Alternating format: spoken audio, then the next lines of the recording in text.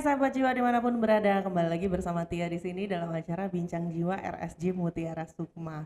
Selamat Hari Raya Nyepi untuk umat sedharma yang merayakan dan selamat Hari Raya Idul Fitri buat teman-teman semua yang sudah merayakan. Nah, dalam rangka itu semua ya, berhubung kita habis libur panjang nih sahabat jiwa, episode kita kali ini akan membahas tentang apa sih itu post holiday blues. Ternyata ada post holiday blues juga ya. Sebenarnya dia cuma tahu baby blues gitu. Untuk lebih jelasnya kita bakal bahas nanti bersama narasumber kita. Sudah hadir di sini Dr. Rizky, psikiater RSJ Mutiara Sukma. Say hai dulu dokter, boleh disapa silakan. Hai, selamat pagi. Iya, tapi tayangnya malam nanti dok. Gak apa-apa ya? Gak apa-apa. Iya, kita tayangnya malam ya sahabat jiwa. Kebetulan kita syutingnya pagi nih. Oke dokter, kayaknya terlalu tegang ya? Ya, Karena masih bau-bau liburan gitu ya sahabat jiwa. Dokter bagaimana liburannya? ya cukup panjang ya liburnya ya. Iya panjang banget ya kali ini ya. Gak kerasa ya, udah mungkin kurang lebih 10 hari ya kalau. Iya kurang lebih ya, dari tanggal 28 sampai hari ini, hari pertama masuk kita langsung kerja. Mengumpulkan semua yang kita bagikan selama liburan. Dok, ngomong-ngomong tentang istilah baru nih. Mm, Kenapa dibilang istilah baru? Karena Tia yang baru denger sih sebenarnya ya. Post holiday blues. Biasanya kita tahu kan baby blues gitu ya sahabat jiwa ya. Itu apa sih sebenarnya dok? Ya, baik. Jadi sebelumnya kan memang dengan adanya dunia maya ini dengan kemajuan informasi ya. Jadi sebenarnya post holiday blues ini sudah lama ya diprakarsai oleh psikolog sebenarnya. Oke. Dari luar itu post holiday blues. Namun karena informasi sekarang mudah dijangkau, mudah diakses, sehingga istilah-istilah yang sebenarnya sudah ada itu sekarang mungkin mulai banyak bermunculan gitu. Nah, post holiday blues. Jadi kalau dilihat dari istilah ya, ada yang mengartikan sebagai ketidaknyamanan setelah atau pasca dari liburan. Secara singkatnya seperti itu. Namun jika kita menguraikan secara lebih luas, yaitu ada beberapa gejala simptomatologi yang menyebabkan orang menyebabkan cemas, kadang merasa mudah sensitif pasca libur seperti itu.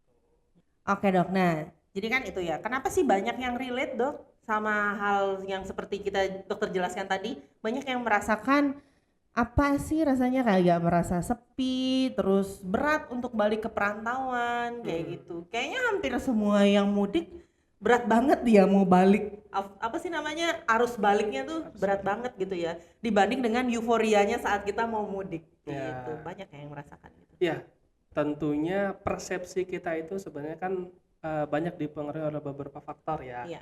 Pertama dari memang keadaan yang kita alami sendiri. Contohnya mungkin ketika kita bekerja sebelum libur panjang ini mungkin tentunya apalagi sebelum lebaran kita dikejar deadline oleh tugas kantor kita, atau mungkin bagi anak sekolah, pelajar banyak diberikan tugas. Nah, tapi setelah libur tugas-tugas atau pekerjaan yang sebelumnya diberikan kan sudah selesai, bahkan mungkin tidak ada. Jadi dia sudah begitu tanda kutip nyaman dengan kondisi libur seperti itu. Namun tadi ketika H-2, H-3 ketika sudah mulai masuk bekerja, dia mulai keinget lagi tuh kerjanya. Nah, itu dikonfirmasi dengan tadi sosial media Mbak Tia ya. Jadi sosial media itu sebenarnya istilahnya apa ya, memvalidasi persepsi kita. Jadi semakin kita ngerasa oh ya benar juga ya, oh iya sama juga ya, saya baca ternyata post holiday blues ini sama juga apa yang saya rasakan. Sebenarnya post holiday blues ini sebenarnya mungkin waktu kita kecil ya, mungkin dulu waktu masih sekolah, ketika udah mulai mau masuk sekolah lagi setelah libur panjang kan rasanya males banget ya. Nah itu sebenarnya kondisi ini sangat relate dengan apa yang kita baca, apa yang kita tonton mungkin di sosial media. Itu yang memvalidasi kita bahwa oh ya, ini post holiday blues nih seperti itu. Itu yang jadi yang menyebabkan adalah faktor dari informasi yang kita dapatkan dengan mudah. Tapi emang sih dok, saya juga merasa gitu ya. Ya, Jangan pas hari raya deh, Ya. jangan pas kita libur panjang. Sabtu Minggu pun nih. ya. Jangan Sabtu, Jumat. Mm-mm. Jumat sore. Wah, seneng banget kayaknya ya. Besok libur Sabtu Minggu. Minggu cuma berasa sampai jam 12 siang kata Ya. orang-orang. Sisanya itu udah berasa vibes hari Seninnya. Ya. Gitu. Itu ngaruh juga dok ya. Ya. Semua orang merasakan itu. Ya, jadi semua orang kan apalagi segala sesuatu yang menyenangkan, segala sesuatu yang istilahnya menarik mungkin ketika waktu libur itu harus terhenti tanda kutip untuk kembali lagi ke rutinitas Ya, seperti itu. ya. Jadi itu yang menyebabkan, aduh ini saya bakal balik lagi nih sama rutinitas. Ada malah kan yang mungkin kita pernah lihat di sosial media, Monday itu adalah suatu Monday is money day. ya atau mungkin ada yang hari Senin tuh buruk gitu. Iya, Ada iya, yang banyak iya. menganggap Senin tuh buruk, Senin itu merupakan hari yang kelam seperti itu. Kan ya biasanya setelah libur, weekend, balik lagi ke Senin tuh kadang nggak nyaman seperti itu. Oke.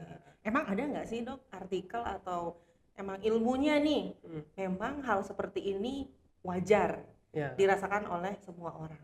Ya, oke. Tentunya setiap orang memiliki persepsi atau porsi rasa pandangan terhadap libur itu berbeda-beda ya. Ya.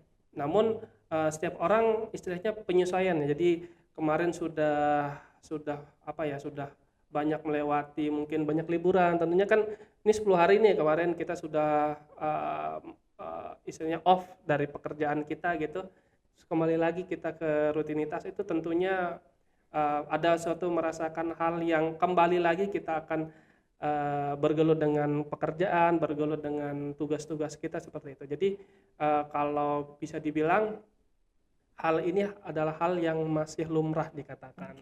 Gitu.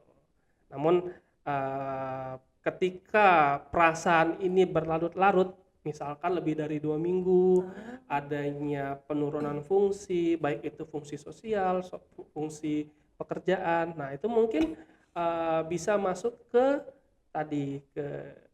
adanya gejala psikiatri. Mungkin kalau jika lebih dari 2 minggu ada moodnya selalu turun, tidak bersemangat, mungkin bisa mengarah ke depresi seperti itu. Dok, ini dia masih belum dapat ininya nih dok. Apa namanya poinnya? Padahal nih kan ya, kita kan pengen libur.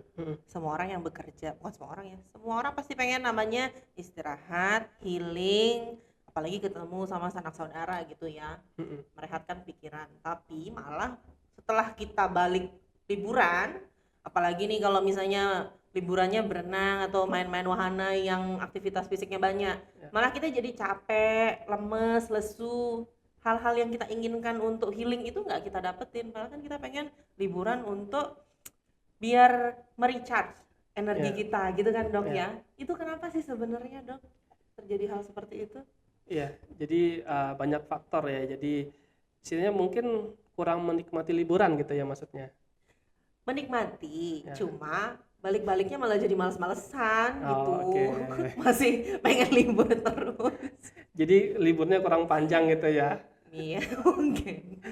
Ya, oke. Jadi memang kondisi seperti yang tadi disebutkan memang ya karena kita mungkin waktu libur tadi jalan-jalan ke pantai, mungkin tadi ke mana tadi ke wahana, satu wahana.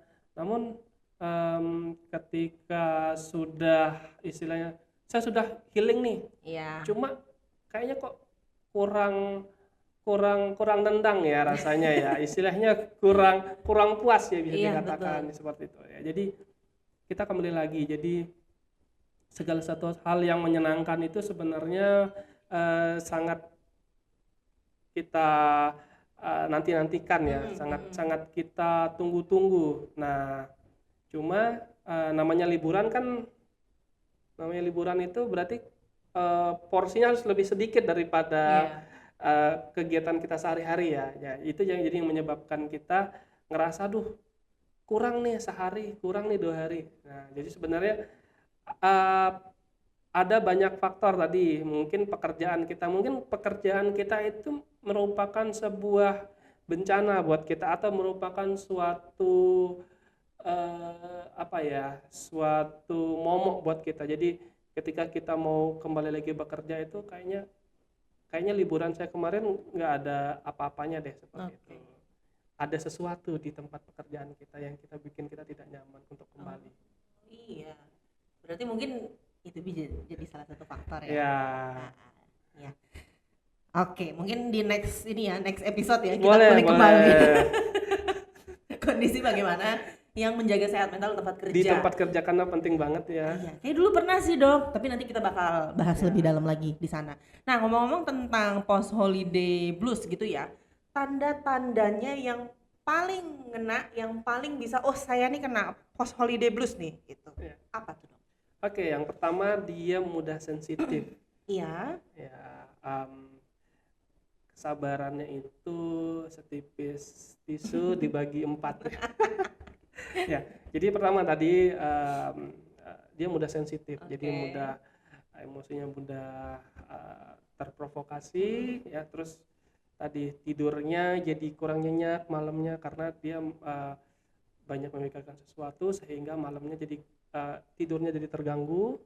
Terus nah ini moodnya kadang lebih menurun, jadi dia mudah sedih seperti itu, kayak lonely, ngerasa kesepian seperti itu, ngerasa lebih kosong, hampa. Nah, setelah itu tadi dia untuk beraktivitas sepertinya kayak males banget, males ngapa-ngapain, padahal aktivitasnya seperti biasa kayak mandi, makan, dan aktivitas seperti biasa. Itu gejala utama yang dirasakan post holiday blues.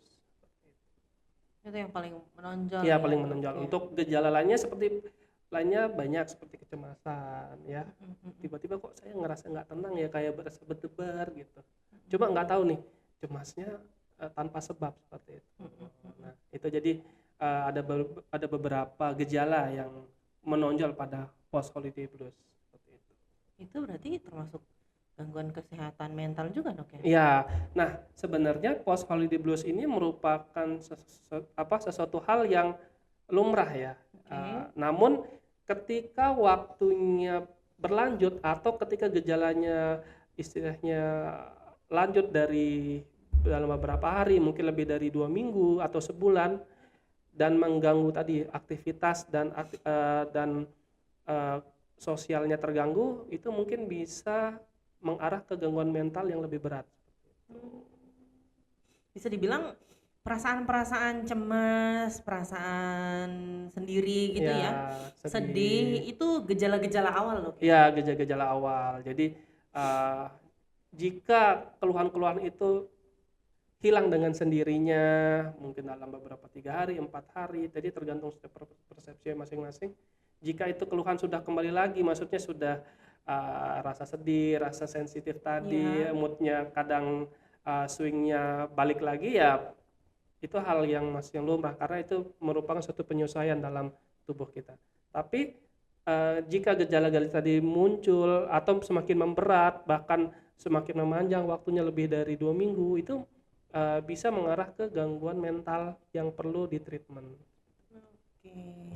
Jadi sahabat jiwa, bagaimana setelah balik dari perantauan, hari pertama kerja masih merasa sedih, cemas, khawatir?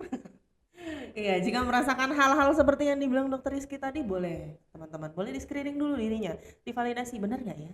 Saya rasanya kayak gini, kayak bilang dokter Rizky nih, benar-benar gitu. Boleh nanti langsung ini ya dokter ya, dapat penanganan lebih lanjut. Kalau misalnya sudah 2 minggu gitu dok ya? Ya, kalau lebih dari 2 minggu, patokannya 2 minggu, dan tadi untuk bersosial, performa kerja menurun, nah itu perlu dikonsultasikan seperti itu. Oke. Next nih dok, bagaimana sih cara kita agar kita lebih siap nih secara mental untuk balik comeback ke rutinitas seperti biasa? Oke, ya. Jadi hal yang pertama tadi kan ini kan ada istilah holiday-nya ya, Iya, berarti betul. kita itu kembali lagi ke rutinitas seperti awal. Bagaimana ya tadi, untuk yang pertama adalah uh, cintai pekerjaanmu ya. Oke. Uh, cintai kegiatan-kegiatan apa yang sebagai rutinitas kamu. Mungkin kalau kita yang kerja, mungkin kerja di kantoran, mencoba untuk mencoba untuk menyatu dengan pekerjaan kita, mencoba untuk mencintai pekerjaan kita. Itu yang di kantor. Kalau mungkin sebagai ada adik-adik remaja, anak sekolah ya, ya tadi sebisa mungkin tidak menghindar dari dari pelajaran, atau justru lebih lebih lebih dekat lah untuk dengan guru atau dengan pelajaran-pelajaran yang kita senangi, seperti itu. Nah, itu yang pertama untuk sebelumnya. Nah, ketika yang kedua adalah ketika mungkin waktu berlibur. Nah, dioptimalkan istilahnya, karena kan liburnya semua ada batasnya ya, nggak bisa 1 bulan atau lebih lama. Betul. Jadi quality time-nya mungkin lebih ditingkatkan ya, tidak hanya kuantitasnya, tidak hanya jumlah liburnya. Percuma liburnya 10 hari, cuma kayaknya nggak berkualitas. Iya. Seperti itu. Jadi kualitas liburnya perlu ditingkatkan dengan cara tadi membuat planning, membuat Di list list. ngapa-ngapain Hari aja. ini saya mau ngapain, hari ini saya mau ngapain. Jadi sudah tertata. Jadi kita tidak bingung nih, hari ini saya mau ngapain, saya mau kemana ya gitu. Jadi lebih berkualitas, kita lebih memanfaatkan waktu, lebih menghargai waktu, seperti itu. Terus yang ketiga mungkin lebih bijak terkait dengan finansial. Nah, itu sesuai pertanyaan saya selanjutnya nih, ngomong-ngomong nih. Iya. Sebelum dokter melanjutkan, saya mau bertanya dulu. Nanti keburu dijawab. Iya. Selain faktor sosial kayak yang tadi dok, Iya. bagaimana entah itu pekerjaan atau hal-hal lain yang ada di perantauan yang mempengaruhi tingkat kesedihan, gitu ya. Faktor keuangan juga mempengaruhi ya, karena semua kembali ke Fitri setelah liburan gitu ya. Semua dari nol lagi ya. Jadi pusing lagi nih, aduh cicilan masih belum dibayar, ini sudah habis duit bagaimana?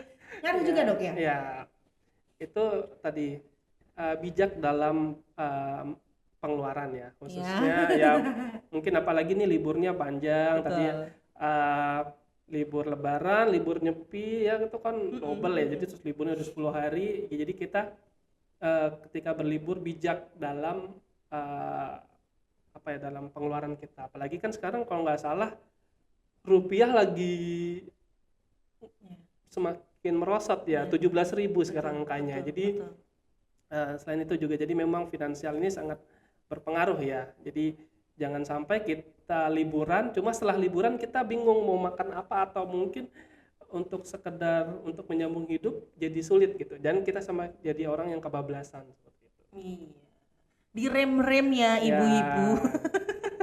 Nggak apa-apa, saya juga begitu kok. Maksudnya kita pikirin nih, setelah liburan masih ada hidup selanjutnya setelah liburan. Tentu, itu bapak ibu semua yang harus dilanjutkan. Hidup tidak berakhir sampai di liburan saja. Iya betul, emang karena orang ini pasti udah dapat THR ya teman-teman semua ya, semuanya pasti dapat, nggak mungkin enggak.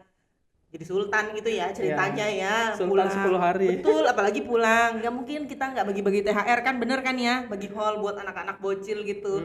Terus belanja keperluan, euforianya semarak banget karena dua agama juga dok ya yang merayakan itu ya. Terus balik-balik dari perantauan gitu kan, setelah euforia itu dompet juga kembali ke Fitri juga. Iya, itu mulai dari nol lagi saldonya. Iya, mempengaruhi tingkat kesedihan juga itu.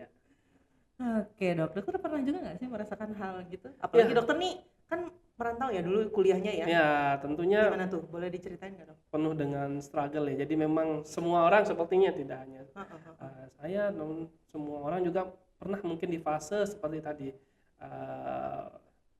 Sudah persediaan sudah menipis ya, tabungan semakin berkurang, apa nggak pusing tuh? Iya betul. Dokter homesick juga nggak sih? Iya tentunya ya, apalagi apalagi udah beda pulau, jadi Iya, betul. pengen pulang jadi dilema nih, jadi pulang apa enggak pulang. Jadi kembali lagi kita harus bijak dalam pengeluaran atau berfinansial selama liburan. Oke. Dok, ini kan pasti sedih ya. Nggak mungkin nggak ada yang sedih karena kita ketemu sanak saudara gitu ya. Tumben ketemu ngumpul gitu dalam satu acara atau tumben kita jalan-jalan karena baru dapat weekend mungkin gitu ya. Gimana sih cara mengatasi kita dari rasa cemas dan kesepian itu? Apalagi buat teman-teman yang merantau nih, yang ngekos sendiri, harus kuliah, harus kerja jauh dari keluarga, tiba-tiba balik di kos yang awalnya rame, Ya. tiba-tiba di kos sendiri, krik-krik sepi, pasti sedih banget. Karena iya, dia juga pernah merasakan itu sih. Balik, pulang nih, misalnya Galungan, Kuningan gitu ya. Pulang-pulang, balik ke kos, sepi kayak hampa banget gitu rasanya. Itu ngatasinnya itu gimana sih dok? Kayak kita malas mau beraktivitas, makan nggak enak. Biasanya makan rame-rame jadi makan biasanya sendiri. di meja itu sudah penuh, sekarang malah nggak ada. Iya betul, itu gimana dok? Cara mengatasi cara awalnya? Ya, untuk cara awal pertama yang paling penting adalah kesadaran penuh. Ya.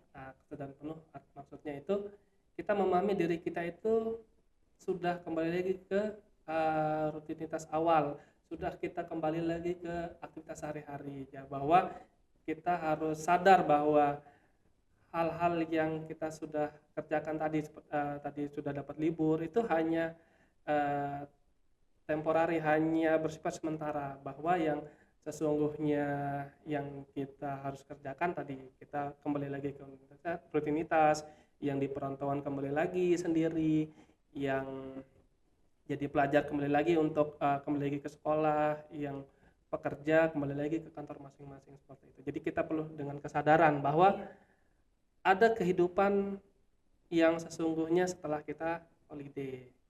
Terus yang kedua ya tadi tentunya juga mungkin di sekitar kita, tetangga kita, mungkin bagi yang ngekos juga mungkin perlahan teman-teman kosnya pada datang ya, mungkin maksudnya pada balik lagi seperti itu. Dari kampung halaman. Kita harus bersilaturahmi, maksudnya kita bersosial, istilahnya tidak menutupi diri kita. Jadi kita harus saling menanyakan kabar bagaimana liburannya. Jadi kita harus saling bersosial terhadap di lingkungan sekitar kita.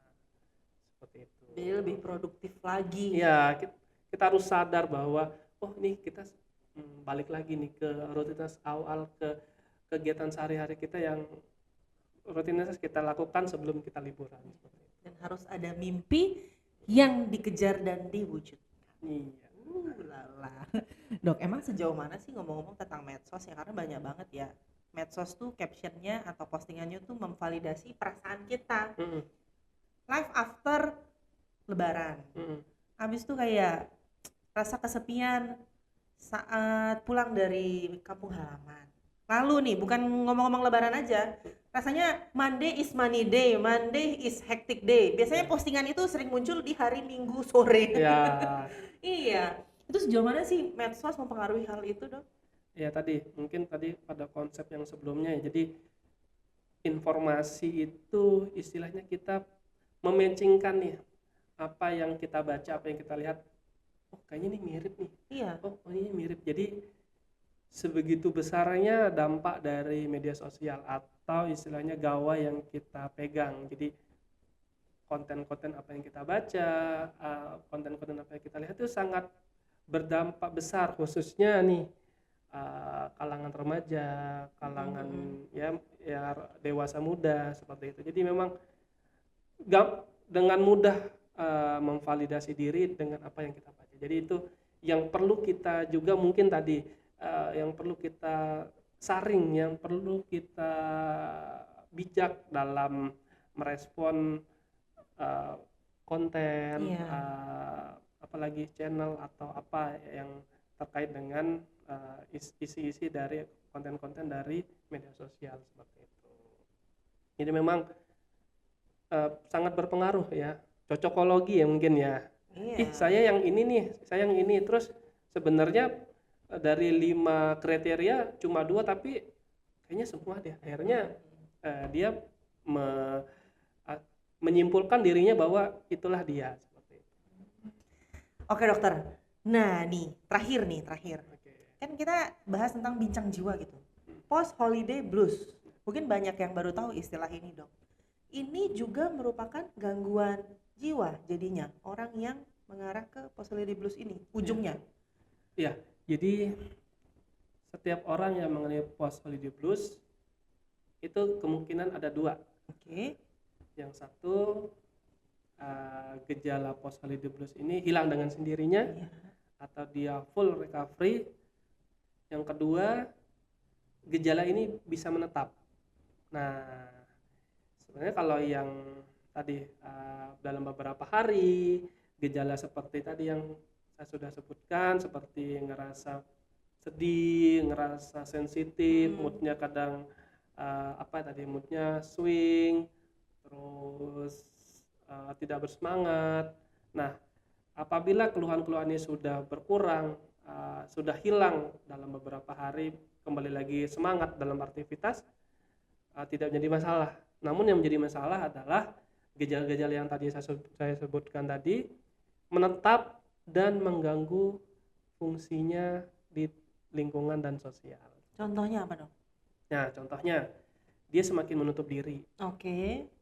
Jadi semakin menutup diri. Jadi setelah liburan dalam waktu mungkin lebih dari 2 minggu atau lebih dari 1 bulan, dia tidak mau berkomunikasi dengan orang di sekitarnya atau menutup diri. Nah, terus performa kerjanya ya, jadi tugas-tugas yang sudah mulai dia harus kerjakan tertunda atau tidak terselesaikan. Nah, itu perlu kita aware dengan kondisi seperti itu. Nah, gejalanya juga mungkin semakin memberat seperti tadi, sulit tidurnya mungkin sampai waktunya 2 minggu. Sulit tidur, terus tidak bersemangatnya itu kayak mandi, kayak makan pun semakin berkurang untuk keinginan untuk semangatnya. Nah, itu yang perlu kita aware atau perlu kita kita perlu waspadai seperti itu. Mungkin diri kita tidak merasakan, tapi orang di sekitar kita yang merasakan seperti itu. Gak nyadar kita ya? Iya, nggak nyadar. Kayaknya nih biasa-biasa aja, cuma kayak tadi kayak ada yang nggak beres nih dengan diri saya, kayak pekerjaan saya jadi terganggu, dengan sekitar saya semakin saya menutup diri seperti itu. Oke, setiap Sabtu Minggu Seninnya wajib begitu, wajar nggak sih itu, Dok? Nah, Setiap Seninnya doang tapi. Jadi, nah tadi juga perlu perlu pemahaman diri kita yang kita perlu tajamkan. Iya. Jadi kalau memang gejalanya menetap nih, berarti ada sesuatu nih, ada sesuatu yang bikin kita itu pola pikir kita tuh jadi sedih, jadi nggak bersemangat dengan kayak tadi ya. Setiap hari Senin adalah Berat gitu ya? Senin itu adalah hal yang membosankan seperti itu. Nah itu, nah kalau itu menetap sampai dalam beberapa hari, mungkin kita perlu konsultasikan nih, kira-kira apa sih yang menyebabkan kita Senin tuh kita selalu hindari seperti itu.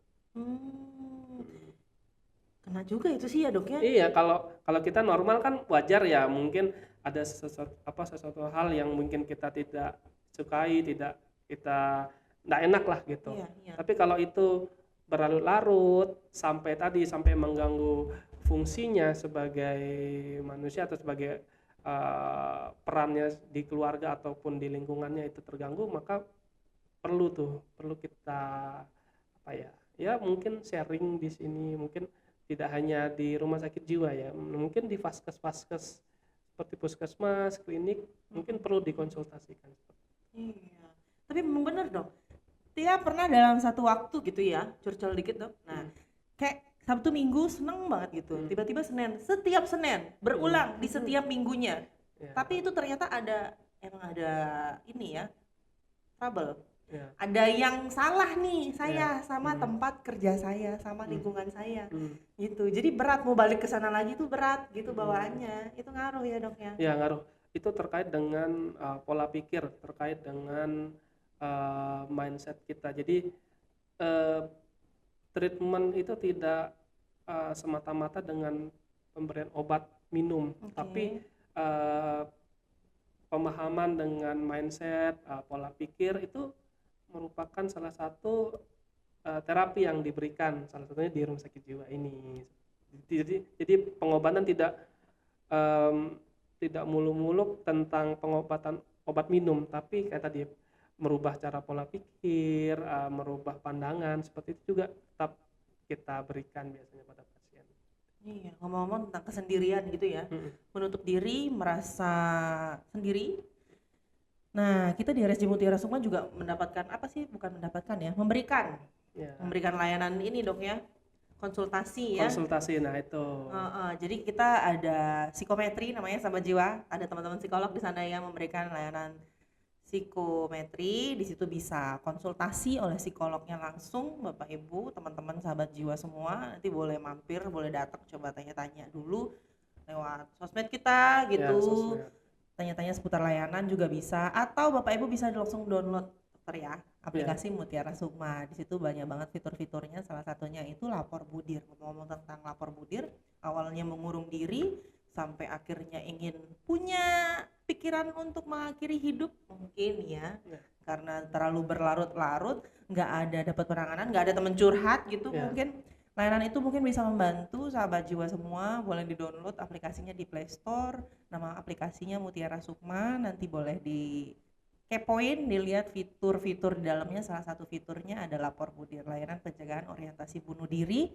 Bisa konsultasi jika Bapak Ibu memiliki masalah tentang gangguan kesehatan mental khususnya, dan mungkin nih beneran pengen punya ide bunuh diri atau udah benar kejadian bunuh diri ya, melakukan percobaan gitu, percobaan. Mungkin ya butuh penanganan lanjut, karena layanan kita 24 jam konsultasi gratis sahabat jiwa. Gratis dan identitas dirahasiakan. Ngomong-ngomong itu, kita juga udah welcome back pojok healing. Iya, jadi selama ini kan kita istirahat sejenak, bukan istirahat lama ya, sejenak Ramadan aja ya, dalam rangka bulan Ramadan. Kita akan balik lagi sahabat jiwa di hari Minggu besok, saya lupa tanggal berapa. Pokoknya hari Minggu ya, minggu kedua jadinya ya.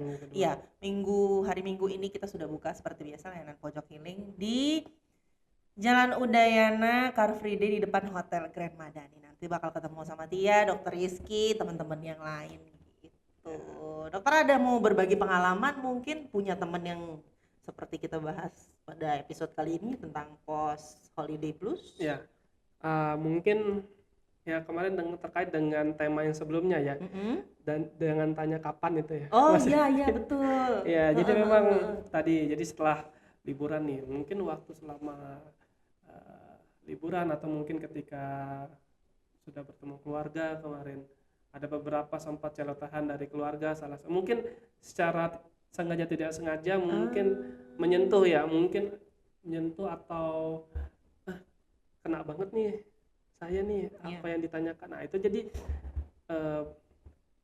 pikirannya terus berlarut sampai sudah nggak ketemu orangnya, sudah selesai liburannya, masih aja seperti itu. Nah itu juga ada beberapa hal yang perlu kita aware ya di lingkungan sekitar kita, khususnya mungkin di lingkungan keluarga. Jadi memang banyak post holiday blues ini bukan hanya waktunya yang mungkin dirasa kurang, kuantitasnya mungkin bukan dari kualitasnya mungkin yang dirasa kurang efektif, namun tadi mungkin ketika liburan tentunya ada beberapa hal, mungkin ada beberapa momen yang tidak menyenangkan mungkin seperti itu. Jadi itulah pentingnya ya, mungkin kita berbicara di sini mungkin dalam post holiday blues, betapa pentingnya bagaimana cara menanggulanginya tentang post holiday blues itu perlu kita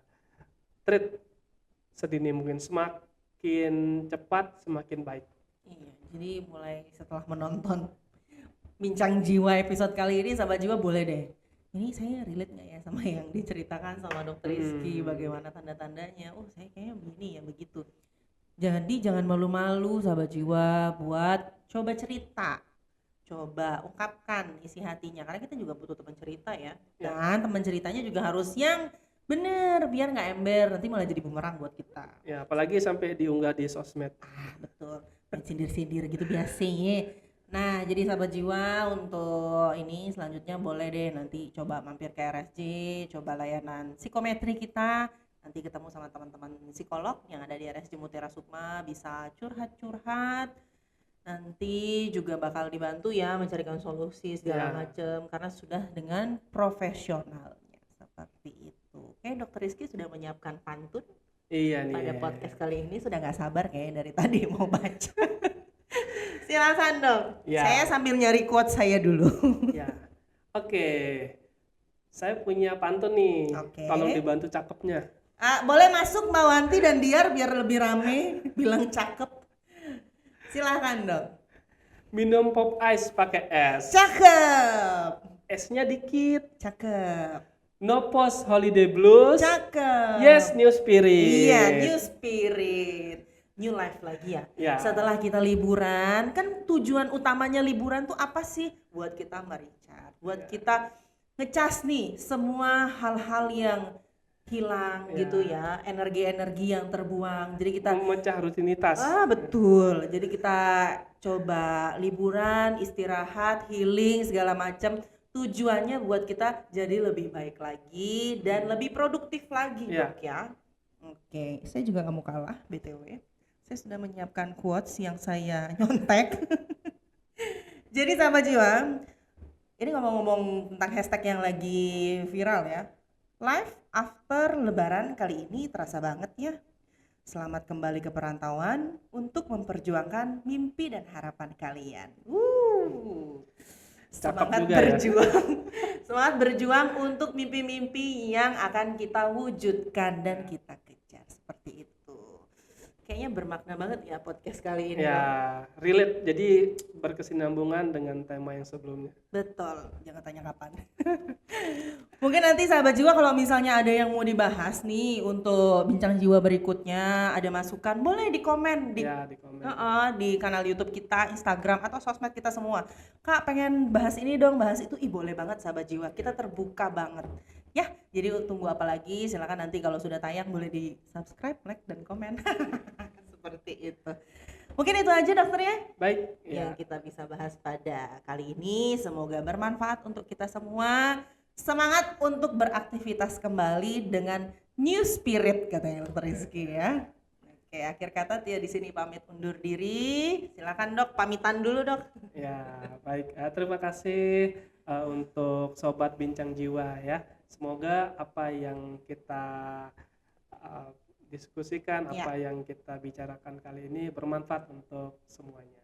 Oke, akhir kata Tia ucapkan see you and bye-bye.